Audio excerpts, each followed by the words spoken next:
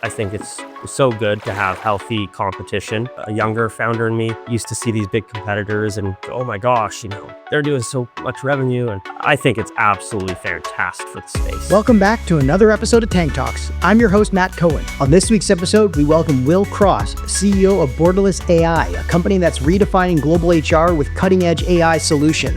Will's no stranger to startups. He dropped out of NYU to build GoFetch, an early success that set the stage for his journey into the AI-powered HR space. Will and I first met back in 2018 on a sailboat in British Columbia, just as I was launching Ripple Ventures. And fast forward to today, he is leading Borderless AI, a company tackling one of the biggest headaches for global businesses, hiring and managing international employees with an AI-driven automation. During our chat, we discussed how HRGPT is revolutionizing onboarding, payroll, compliance, and everything else across borders. We discussed why HR is ripe for conversational AI and how their partnership with Cohere is making it smarter.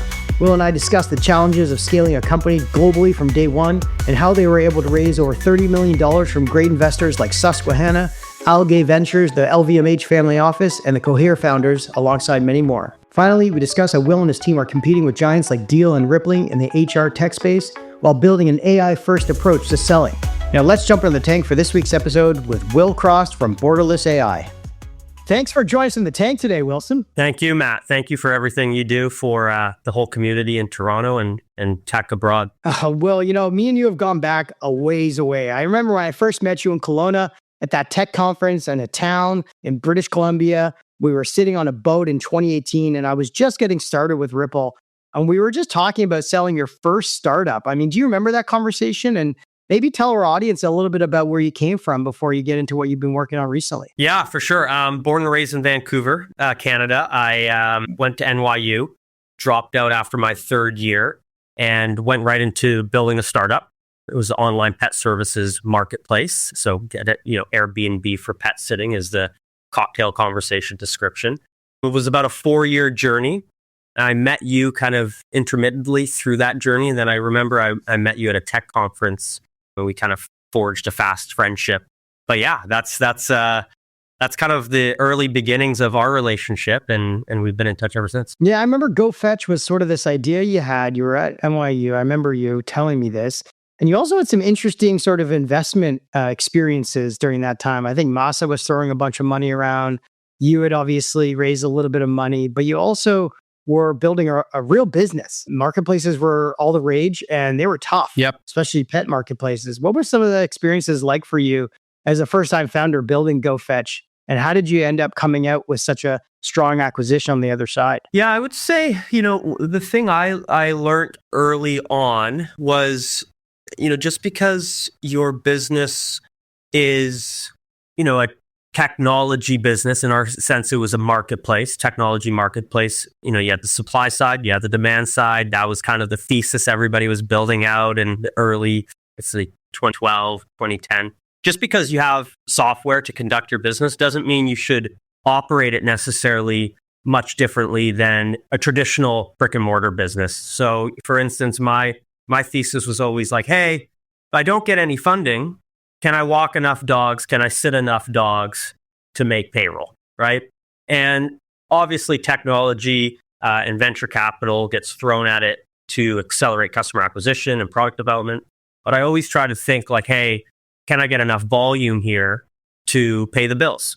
And I think that's kind of stuck with me ever since, where the ideas I chase and the things I want to do, I always kind of go, if I never got another dime of funding or if I couldn't hire anybody else, is this an okay standalone business? So I've always kind of thought through that lens, and it really changes how you think about new ideas and concepts you go after. Because some concepts, most concepts aren't actually any good. That's kind of a key thing I took away. Yeah, it's interesting. A lot of founders today, I'm sure, are thinking along the same lines here around capital efficiency, like, not relying heavily on funding to get their business to be successful, whatever measure they consider success to look like. Yep. But you started with that in terms of like, can I walk a few more dogs? Can I sit a few more dogs? Can this be a standalone business, not relying on somebody else's dime to keep it afloat? So, Will, after moving to Toronto, you worked in our incubator space, the tank, for a few months, tinkering around with a bunch of different ideas. And you had this idea of taking on a global business problem. What were some of the ideas you had, or what were some of the industries you were looking at trying to solve a problem for that was big enough to take on for your next startup after selling GoFetch? Yeah, so I think it was really like what industry I wanted to be in. So one, I didn't want it to be like a Canada story. I wanted this to be a global business. I wanted to have, global customer base, global problems. That would also, naturally make the industry larger to go after. I wanted there to be like an existing industry out there, of large legacy players that have already operated in this space, because I felt that if there was existing revenue pool there's probably a lot of frustrated customers that are looking for a change and a new solution. And then I really wanted it to be like, hey, this is not super easy to replicate. A group of, young, savvy folks at an accelerator can't really put a couple Figmas together and look like they have a competitor. You really had to spend real time on a product roadmap to develop what we were doing. So that brought us to really the HR space. It's a massive industry, and human capital management. There's, so many ancillary industries within industries, product lines, problems to solve. Where just by focusing on, simply how do I pay somebody in a different country and give them benefits and onboard them compliantly, that is like in of itself, that is a massive issue for people. And there's massive tailwinds. So every day I meet people that don't even know products like ours exists, and we're still in a heavily competitive space. So it's surprising that people don't know it exists, but it does. But that's kind of what led us to what we're building today at Borderless AI. So you started, Borderless AI with this macro idea of how the global HR industry needed to be disrupted. There was a ton of incumbents. There was a good moat that you needed to find a way to break through, but it also had a ton of unique aspects to it that probably couldn't be solved with some Figma presentations, as you say. So what was the first opportunity you saw, though, in the global HR market that you saw needed to be fixed right away? Was it payroll? Was it onboarding? Was it interviewing? What was the first opportunity you thought about? Yeah, I think maybe I would give you three because they're all kind of tied together. But I would say, taking an example here, we're both in Toronto, and most employees in Toronto are on benefits. Maybe it's a Canada Life that they're on benefits with. Most folks in Canada get paid every 2 weeks, right? And the payroll they use makes government deductions and all the contributions you need to make in your province or your state. So I would say those are the first two big ones on, hey, how do I pay somebody compliantly and offer benefits to this individual in Turkey or Sweden when my company's headquartered in New York or Toronto?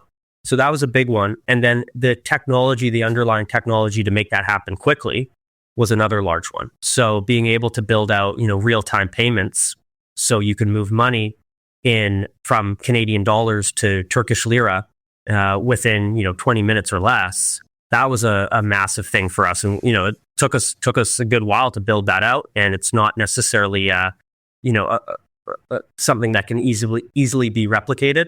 So those were the first kind of anchors. And honestly, we've stayed true to those anchors, and we've listened to our customer. I'm a big fan of letting the customer build the product roadmap. You have to have a bit of hunch, but if you have a group of even 10 happy customers that you can text with or put them on a group text, they can build out, your product roadmap for you. So everything after that, I would say, would be customer driven. But those first key pillars of moving money in real time, internationally, cross-border, and being able to provide benefits to people in a country that isn't the country your company's headquartered in were the key items. No, I love that. Putting your first few design partners in a group chat is a great suggestion for any founders out there. How did you find your co-founder, Sean Agarwal, initially? And how did you guys resonate on the different products you wanted to build first? Yeah, I think, I'm a serial entrepreneur. He's a serial executive from Silicon Valley. Him and I became fast friends. He came from some very, very large marketplace companies, and I was building a marketplace when I met him. So leaned on him, as a support system, mentor, coach, guide. And, anybody that's been lucky enough to find that, I would say, quote unquote, perfect co-founder where, you're finishing sentences, you might have one person has an idea like this, but then the other person has an idea, and the person that had a different idea go, oh no, that's good. Yeah, good call. I say that's like a very unique thing in work and life. So kind of when you find that, at least I wanted to jump all over it. And I said, hey, we were both thinking of building something together. And it was rooted in, hey, because we have such a good relationship, that really de-risks the proposition of company building.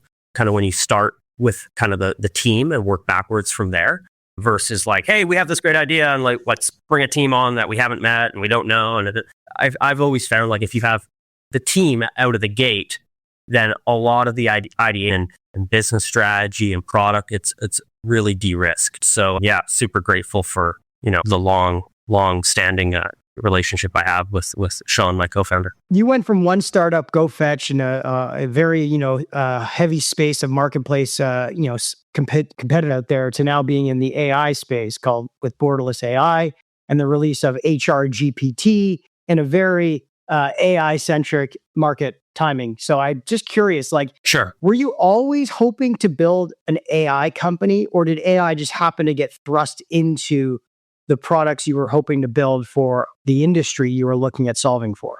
Yeah, I would say so. AI has been built out at the core of our business. I would say a lot of companies will build AI for AI's sake. And I think they might have trouble to find existing business models over time. For us, it was less so, hey, we're going to make money selling AI. It was more so, every company is going to have AI. We need to have AI. We're going to build an AI company. Whether or not we monetize using AI is another question. We need to build AI into the inception of our product suite and our tech stack because of things like customer delight. Customers are going to be accustomed to using AI tools. And if you don't have those at the forefront of your product, you're going to be at a disadvantage. Number two is efficiency. Hey, how can we have a back office that's more efficient than our competitors? Because then we can have cost savings in the back office. We can hand those costs off to the customer. But the third one, and a lot of people talk about the customer saving one, the third big thing is using AI as a revenue driver. We're using it so much in the go-to-market motion, so much when it comes to the demo, when it comes to actually bringing customers in and giving out, free products and then having a paid product suite. So it's really actually been a revenue driver for us. But I would say the initial kind of nuggets and motivation was customer delight. Like, we want to make a really, really good product, and AI enhances everything about our product. And it's really obvious when you start using it that, hey, there's a lot of AI here. And it's not for AI's sake, right? Like, there's an existing industry that's here underneath us, and we're bringing AI to give it, a fresh take on really what has been a pretty traditional industry up until now. You're right. Traditional HR systems are trying to bolt on AI as a feature now. You're saying it was at the core of what you guys were trying to build into your systems right from the start, which also has the huge benefits of efficiency and potential revenue drivers for your business. I got to ask, Borderless AI is working in so many different countries and different languages. Is AI helping you in the compliance side and also on the, different languages you have to operate in? Yeah, so I would say a huge kind of technology that we've been leveraging thanks to the folks at Cohere is RAG. So being able to take, our partnership with large, call it compliance firms and tax and employment firms around the world, whether they be large consulting companies like the Big Four or, large, well-known employment practices, law firms, we're able to ingest a lot of that knowledge, leverage our relationships with these firms, augment it with LLMs and web models, and be able to give best in time compliance knowledge to our customers, but also to our back office. And that's a huge leg up when you think about, the traditional sense of consulting firms of, pen and paper and paper pushing and updating laws on old government websites. We can ingest all the labor laws in California within seconds, right? And keep them updated and have our team notified when there's changes in things like minimum wage and how you onboard and how you terminate employees. So that's how we're leveraging AI. And again, that would be an example of kind of in the back office, but also from a customer delight perspective. That's a great example. You partnered with Cohere pretty early. They also recently invested in a $5 million additional financing round with you guys. Can you explain what your working relationship is with the team at Cohere and how their large language models are boosting HRGPT's accuracy? Yeah, they're great folks. I think they're doing stuff, they're incredible. I think they're everybody in Canada is looking for the next Shopify from, a company that's going to break out and put Canada on the map, back on the map as a place to grow massive companies. And I think they're definitely like one of the front runners for that for sure.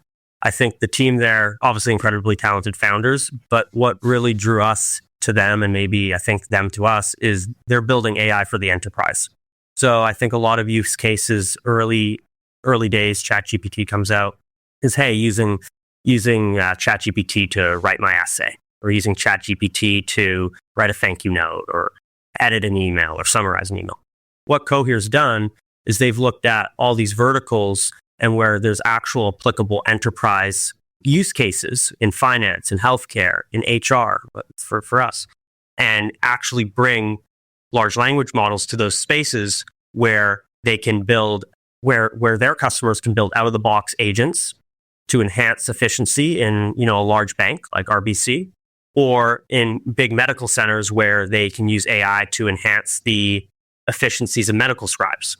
So they're really bringing AI to the forefront from an enterprise perspective and building efficiencies in these large, old standing industries that are ripe for efficiencies and applicable use cases for AI. So they've seen obviously a lot of use cases for HR. And I think that's where the relationship really started to blossom. And this is obviously a lot to do with RAG, retrieval augmented generation, to help stay up to date on a lot of the changes that are happening as well.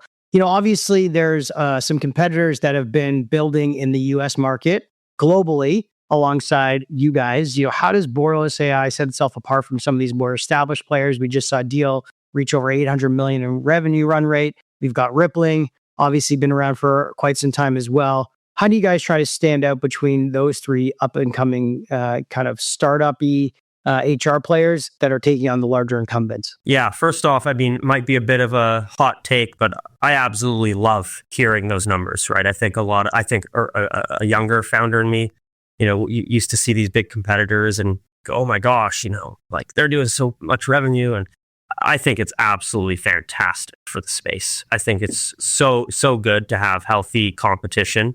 And we just happen to be in this massive market where everybody, if they execute correctly, and you'll have to build differences here and there, but there will be a lot, everybody will eat very well. It's a massive space. And simply how we differentiate is we're an AI native company. So, they're going to have a lot of products that we have. We're going to have a lot of products they have.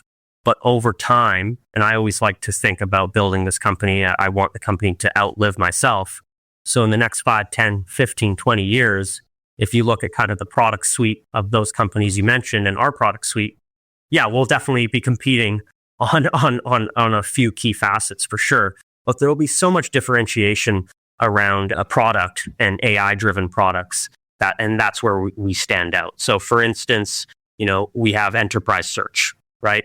We're the only player in our space with enterprise search. What is enterprise search? HR manager goes on to Borderless AI and they can ask questions about all their employees in the sense of how many days off have my employees taken in 2024, last year.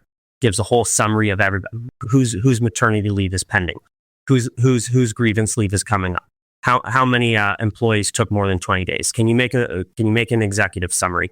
And literally, this is like in a 5-minute sitting, building out these reports. And Borderless AI can sit alongside other HR technology and ingest all this company knowledge at an HR manager's fingertips. So that's one. We're best in class first player in that space to offer features like that, and that's just going to bring in a different consumer, right, and a different business. And over time, I think all these players will have massive revenue and see great success. Yeah, you guys have this $579 per employee per month pricing. You offer, free HR features like you just mentioned, time off and expense management. Did you look at some of the competitors in terms of how they price their per employee per month pricing, or did you try to go at this a completely different model? I don't think competing on price is a good strategy. Our price is competitive. I've learned that, a lot of pricing is really a landing page game, right? The price you see for a SaaS company is not always the price consumers are paying. We like to say is true to market standard. We do not want to compete on price. We compete on product, and those that want, the best, most modern product and technology in the space, they're gonna see that that's us. And 80% of our headcount, 80% of our payroll is product and engineering, and we let the product kind of do the talking, and the price is the price. Yeah, I totally get that. I mean, how do you think about the changing role of an HR person with the evolution of AI and AI agents taking on a lot more of the efficiencies and responsibilities over the next 5 years? I think it's going to be a really sought after role and career path for a lot of folks. I think AI is going to make them a lot more efficient and really bring HR to the forefront as a thought leadership position in the org. Because instead of how it is right now, I think Gartner announced, 48% of HR professionals don't have the time to do their work in a day because they're getting so much admin bogged down and application sprawl. I think they'll be able to become thought leaders within their company because they actually can work on the business, not necessarily always in the business because of all the admin overhaul they have to withstand today without AI tools that haven't been available up till now. Yeah, you're on the supercharged path of taking individuals and leveling them up 10x rather than the replacing side of the conversation, which I agree with as well. Freeing up a lot of the mundane tasks and the repetitive tasks that really are not value drivers, but sort of, you're right, in the business nuances are things that I think what AI can help leverage. You guys came out swinging with a pretty significant funding round of $27 million from Susquehanna, Algae Ventures, which is the LVMH Bernard Arnault family office, and a couple other major investors, as well as the co-founders of Cohere. So you've raised almost $35 million or so.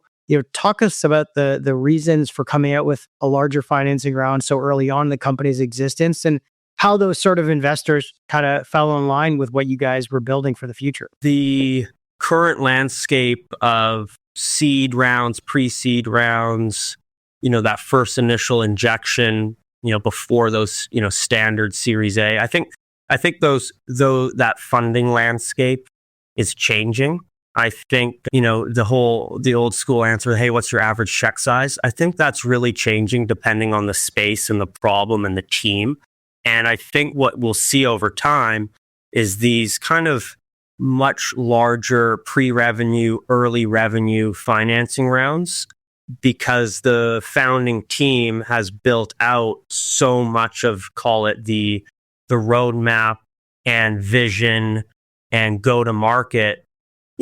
Even if revenue's early and ignition and customer traction is still early, if there's a team that has a track record of executing in the entrepreneurial sense, so, going through ups and downs and delivering, big results in the past, if that team gets married up with a wonderful vision, with some early execution, I think you're going to see the fundraise environment, write bigger checks earlier on.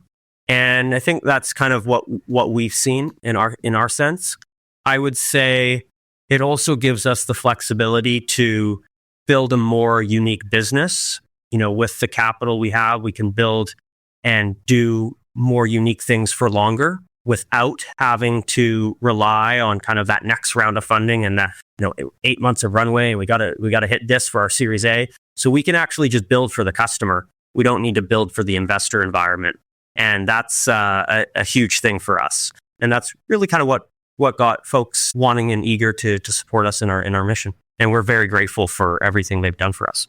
Yeah, there's two trains of thought here. There's the first-time founders who need to prove it out and need to be given sort of like tangible goals to achieve in order to unlock future funding, which is sort of standard venture, ladder step function investing. Where there's repeat founders who have done it before, built out a team, built out product, built out roadmap, know how to allocate capital, rather instead of waiting to unlock those, pre-seed, seed, Series A metrics to get more funding. You're saying have it all come up front, instead of spreading it out over 2 or 3 rounds. and let the company build, as they've shown many times before. And that's sort of the bucket that you guys fell in, and what your investors obviously saw in you as well. Is that what you're saying? Yeah, totally. I think, yeah, you hit the nail on the head. I also think the world's just so big, right? The world's so big. There's a lot more money out there. I think companies are obviously staying private for much longer because there's larger rounds on both sides. There's larger rounds early stage, where you have the high net worth angels, super angels. It used to be you couldn't get somebody to write a 50K check. Now there's people, unconventional super angels writing, $1 million, $2 million on a Figma mockup. If the team is, experienced and shown good track record, there's still big risk profile. But nonetheless, I think on both sides of the early stage and then later stage, private money in is obviously ballooning. Right. And you've worked with some pretty big customers to kick off. You've got Dunlop Sporting Goods, you've got the Ritz-Carlton, and many more large international brands. Is Borderless AI really meant for only enterprise, large-scale entities, or can startups use it as well? Do you guys use it yourself internally?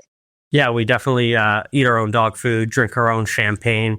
I'd say, key, Matt, you'll know this. Every founder will always tell you their biggest, best customers on their website.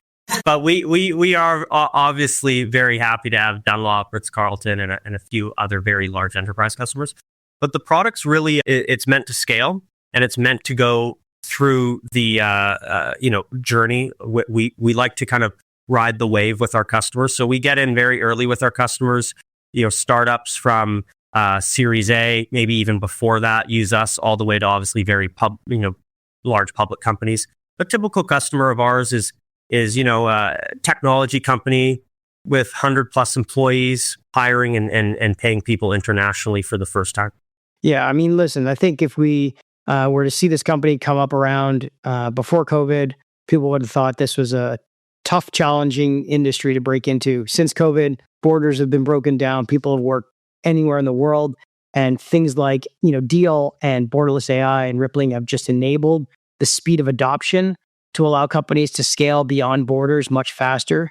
What do you think something will look like for you guys in a year from now, from a milestone or goal perspective, that will totally change the trajectory of Borderless AI going into next year? I think number 1, 2, and 3 thing I look at is customer satisfaction.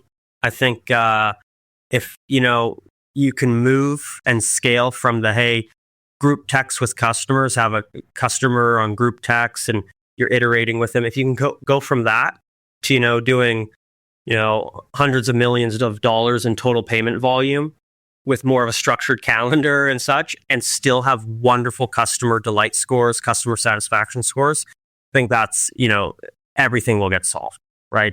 If you don't have that, then you're going to be in a world of hurt, right? Because that stuff's cultural and that stuff's the DNA, and it's hard to turn that around. And so if you can, again, scale from the group text customer stage to the structured CEO schedule stage, and you have great customer satisfaction scores, that'll be number 1 for us. And then I think on the product side, if we can find a few more unlocks on what we would call, AI native features that aren't really have to do with anything around paying people, but more so just other broader HR tool and HR suite tools, I think those are going to be more unlocks for the business. But that's all iterative and product innovation that we're doing today.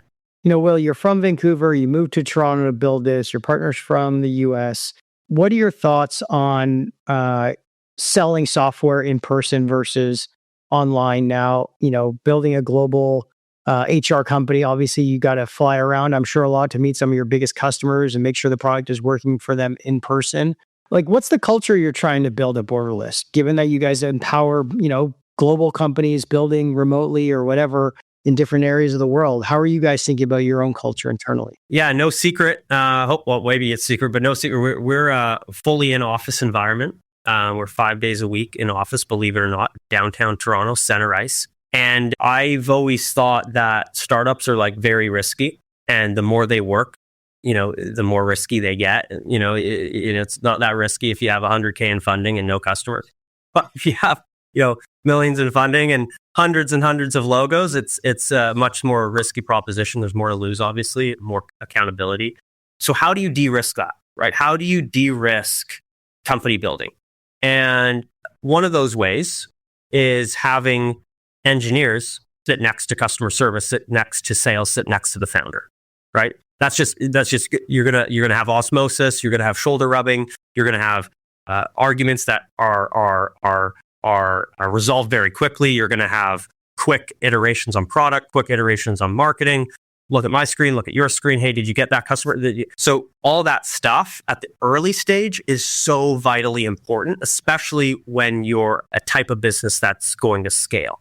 Okay, if you're like an accounting firm and have 10 people, then you don't grow every year, you might grow. That's different, right? Incentives are different and lifestyle are different. But if you're a fast growth startup with the ambitions that we have, you want to always de-risk that asset. Like, how do you de-risk it? And having people in person de-risk it de-risks a lot. Selling in person de-risks a lot. Like, playing to your strengths. I like to think I'm a good in-person type. And, when I do a sell on a demo online, that's fine. At the top of funnel, you're meeting the customer. But there's nothing like being there, grabbing a coffee, going through pricing with them on a whiteboard, meeting other people in the org, spending the day at the office, whether it's customer or a strategic partner. So yeah, I'm back to maybe my old school roots of what I mentioned at the start. Brick by brick. I'm a big fan of it. Not everybody is though. I understand. Dog walking 101, I guess. Yeah, exactly. Walking the dog is what you're saying is what you're still doing. Eventually, just walking the HR people around the office. I love it. Well, awesome. So excited to see all the success you've had, Will. With Borderless AI and the team, and you guys are coming out swinging and not stopping and slowing down. So great to see the traction. Before we wrap things up, we always ask our guests for their fast favorites. So first off, your favorite podcast. Ooh, favorite podcast? Can I deviate from tech? Yeah, anything you want. Doesn't have to be tech at all. Okay. I love early morning. I'm Canadian, so early morning, 32 Thoughts. I'm a huge NHL guy. Love following along. Keeps me honest. So I have to go 32 Thoughts. Okay, that's awesome. I actually spoke with an investor the other day who is American, in love with hockey, and one of the top 5 collectors of NHL cards in the world. He has like everything: Gretzky, Esposito, Gordie Howe, Hull cards, everything. You never know who you meet sometimes who are huge hobbyists of hockey. Next is your favorite newsletter or blog. I love the SaaStr stuff. Jason's stuff is like gold. I like it how he kind of brings new refreshing thoughts, but also he always goes back to the basics. I really, really like it. Yeah, he's definitely got a bit of cynicism in sometimes, but hey, we all need a little bit of that reality check. Next is your favorite tech gadget. Have to be the old school buy the cord headphones. I like plugging it into the phone. I don't like it when these things die on me. So, yeah. I cool. always like the cord. I like the cord. Can you still use those? I thought they got rid of them all. You got to kind of build up your repository of adapters, but I'm a big fan on the cord. Nice. Favorite new trend? I'd like to say AI, but it's not really new to us. I would say favorite new trend, no meeting Wednesdays. I do like, I don't know if that's a trend, but I've heard of that.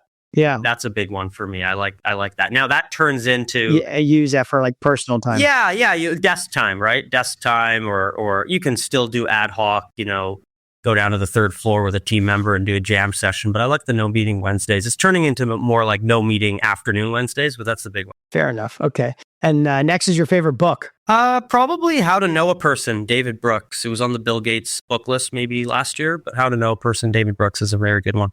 Got to check that out. And last but not least, your favorite life lesson. Favorite life lesson? There's a lot of them. It's not what is said that creates problems, it's how it's said. So always just stepping back and thinking for half a second before speaking or acting is probably a big life lesson. Taking those pauses. I love that. That's great advice from Will Cross, co-founder and CEO of Borderless AI. Thanks for joining us in the tank today, Will. Thanks, Matt. Really appreciate the time. Thanks for everything you do. Hey everyone, thanks for tuning in to another episode of Tank Talks. We hope you found today's conversation as insightful as we did. If you're enjoying the show, we've got 3 quick things to ask of you. First, hit that subscribe button on your favorite podcast platform so you never miss an episode, whether that's Apple Podcasts, Spotify, Google Podcasts, or YouTube. Next, follow us and stay up to date on upcoming episodes and behind-the-scenes content on social media with Twitter, LinkedIn, and Instagram. And lastly, share the love. If you found value in today's episode, share with a friend or colleague who'd benefit too. Your support helps us bring in more amazing guests and keeps the Tank Talks engine running. That's it for today. Until next time, keep disrupting and innovating.